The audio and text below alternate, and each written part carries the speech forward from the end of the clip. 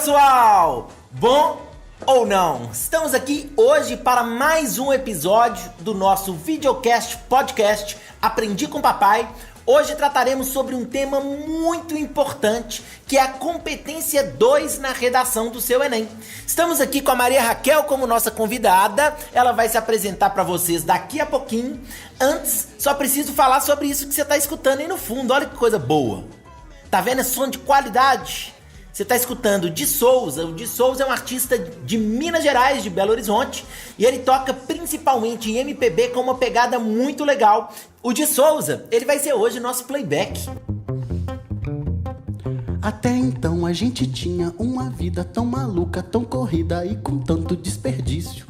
E todo mundo gastava além da conta, eu que pago a minha conta e ninguém tem nada com isso. A energia, a madeira, os metais... Quero deixar claro pra você que você pode entrar em contato comigo, eu gosto muito e sou carente. Você pode entrar em contato comigo no e-mail aprendicompapai@gmail.com. Você pode também me procurar no Facebook por Marcelo Batista, que você vai me encontrar também. E você pode me encontrar também no Facebook com a página Salinha de Redação Prof. Marcelo Batista. Entre também no aprendicompapai.com.br para que a gente possa trocar uma ideia. Beleza? Hoje eu tô aqui com a Maria Raquel. Maria Raquel! Oi! Se apresente pra galera, por favor. Oi, gente. Eu sou Maria Raquel, também professora de redação, amiga e colega desse figura aqui. Perfeito. A competência 2, gente, ela, sem dúvida nenhuma, quando a gente pensa no aluno, é a competência que o pessoal tem mais dúvida. O que o pessoal fala frequentemente? Nossa, quando você fala de norma culta, eu sei que a competência 1, sei o que significa. É só não cometer erro de português, digamos. Quando você fala em competência 3, eu sei que é argumentação, eu sei que argumentar é importante, eu sei que é defender as ideias. Quando você fala de competência 4, você fala de coesão e coerência, da organização das ideias no texto, evitar repetir palavras, usar vários conectivos. Eu conheço que é a competência 4. A 5, que já é famosa, proposta de intervenção. Todo mundo conhece, sabe da importância e escreve muitas propostas no texto. Agora, quando chega na competência 2, geralmente o pessoal fala: meu Deus do céu, o que é isso? O que eles estão querendo de mim? Eu estou perdendo ponto nessa competência, mas eu nem sei o que eu tenho que fazer. É uma das competências mais interessantes para a gente conversar com o aluno a respeito. Pelo menos comigo, isso acontece muito, né? O que é a competência 2? Geralmente, você deve escutar isso também, né? Quando o aluno te pergunta o que é a competência 2, geralmente você fala o quê? Me conta o que você fala que eu te conto o que eu falo também, só pra ver se a gente tá junto. Vai lá. Primeira coisa, competência 2 analisa 3 elementos do seu texto. Os limites estruturais da dissertação, analisa o repertório sociocultural, interdisciplinaridade, e analisa também a forma como se abordou o tema, se você compreendeu de forma ampla e muito específica também aquele tema. Não adianta nada a gente sair falando de violência sem fazer o recorte de gênero e sem também colocar toda a questão da persistência, da permanência, da questão histórica também. Então, compreender muito bem esse tema sem esquecer da coletânea de texto motivador, que exige um uso inteligente, um uso muito bom também. Isso é a competência 2, é isso que eu respondo para os meus alunos. E você? Exatamente, eu falo a mesma coisa e acrescento alguns detalhezinhos assim. Quando a gente fala de estrutura, eu sempre peço para os meninos lembrarem o seguinte: o seu texto ele tem que literalmente estar completinho. Ele tem que ter uma introdução, nessa introdução apresentar contextualização com tese, tem que ter argumentação, e nessa argumentação você vai defender o ponto de vista e lembrar de fazer uma problematização, para lembrar depois, lá embaixo, de fazer a nossa querida proposta de intervenção. Lembrar de todos esses elementos. Conto para eles também sobre as questões de interpretação, análise do tema. Falo sobre a importância de tentar perceber cada detalhezinho nas palavras, né? Para saber se tem alguma palavra esquisita ou não no tema que pode atrapalhar. No caso do seu, por exemplo, seria a persistência, né? Que gerou muita polêmica na época. Fala um pouco sobre essa questão de lembrar de ser o máximo possível interdisciplinar e lembrar, obviamente, de utilizar a capacidade ou o repertório sociocultural que ele tem sobre os diversos assuntos. Além, obviamente, da questão da coletânea. Uma coisa que a gente vê sempre quando a gente conversa com os meninos é aquele aluno que a gente brinca que é o menino meio pé de página. Aí a gente fala assim, nossa, competência 2 é importante pra caramba você usar outras áreas do conhecimento.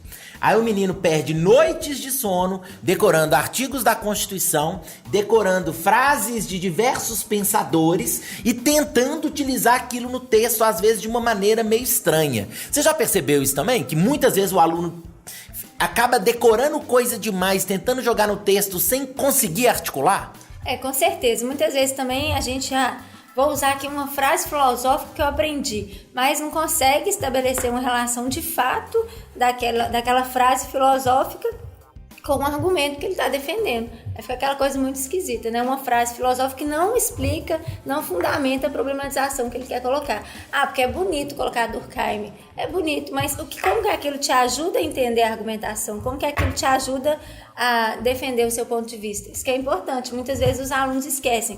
Vão muito mais na questão de, coloquei aqui, 1, 2, 3, 4 interdisciplinaridades. Beleza, destruir. Mas não é bem isso, né? Será que essas 4 estão produtivas ou não? Estão lá de enfeite, como um acessório, né? É aquela coisa importante. Sempre que você utilizar repertório sociocultural no texto, você tem que se lembrar que você não está literalmente contando o que você sabe sobre determinado assunto. Você tem que usar aquela frase, aquela palavra, aquela ideia que você está utilizando como repertório e relacionar muitas vezes a sua argumentação, relacionar a ideia que você está trabalhando. O objetivo do Enem, ao falar que você tem que ser interdisciplinar, não é que você pegue para dar uma aula sobre determinado assunto. O objetivo do Enem, quando diz que você precisa ser interdisciplinar, é que você consiga mobilizar as várias áreas do conhecimento em prol da sua argumentação. É importante pra caramba também, quando a gente conversa sobre isso, que você perceba com muita clareza que quando você pega uma frase de alguém, uma citação de alguém, aquilo tem que ter meio que um motivo, uma razão de ser para estar no texto. Porque senão parece que tá muito solto, muito isolado e que você tá querendo fazer literalmente gracinha e mostrar pro corretor que você estudou na aula de filosofia ou assunto X, né? E claro, gente, é importante pra caramba o aluno saber o que significa esse uso das várias áreas do conhecimento. Quando a gente fala de várias áreas do conhecimento, você pensa em que, geralmente? Bom, várias áreas do conhecimento. O mais comum que a gente mais vê é história. As pessoas usam muito o repertório sociocultural, alusão histórica, por exemplo, mas muitas vezes deixam de lado outras possibilidades. Geografia, ciências, Felipe vai falar um pouquinho disso aí, né? Sim. Com vocês. Que mais? Arte, sociologia. Pode trazer também coisa de fora, né? O aluno pode, por exemplo, falar assim: nossa, eu li uma matéria no jornal X que tratava sobre um determinado tema que tem tudo a ver com o que eu estou usando na redação. Ele pode citar, ele pode mencionar também, né? Lembrando, falou de jornal, falou de revista, precisa ser um jornal, uma revista com certa credibilidade que seja conhecido pelo público, né? Não que você tenha que usar só os principais veículos de comunicação, mas é importante tomar cuidado para quando você for citar um veículo, que não seja um veículo que circule somente no seu bairro, ou se você mora numa cidade muito pequena, circula somente naquela sua cidade, tem que ser um veículo com uma abrangência considerável, né? E não inventar, né? Jornal ou dado ou fonte. A grande questão, e você entrou num ponto muito legal. Gente, eu costumo dizer com os meninos, e eu rio sozinho sobre isso, os meninos, eles perguntam pra nós em sala, em uma semana eles falam assim: posso inventar um dado, uma fonte? Aí você fala: meu filho, não pode inventar, não inventa. Aliás, poder inventar, você pode, eu só não me responsabilizo por isso, porque geralmente vai dar errado. Aí o menino volta atrás de você na semana seguinte: professor, pode inventar? Eu falo: pô, bicho, você me perguntou semana passada, eu te falei que não podia. Não, mas se eu quiser, pode? Eu falo: gente, entenda o seguinte, essa regra, ela não vai mudar, tá? Então assim, você não pode inventar dado ou fonte. Se você inventar, você corre o risco de ser descoberto. Aí o pessoal pergunta muito assim: mas o corretor pesquisa? Eu acredito muito na lei de Murphy. Eu acho que não é sempre que o corretor para pesquisar as informações, não. Mas quando você inventar, ele vai parar, porque é assim na vida, né? Quando você fica na dúvida entre duas questões, você já reparou que estatisticamente você teria 50% de chances. Na verdade, você erra em 99% das vezes. Por quê? É a nossa querida lei de Murphy, né? Que faz com que tudo que pode dar errado acabe dando, no seu caso. Beleza? Continuando.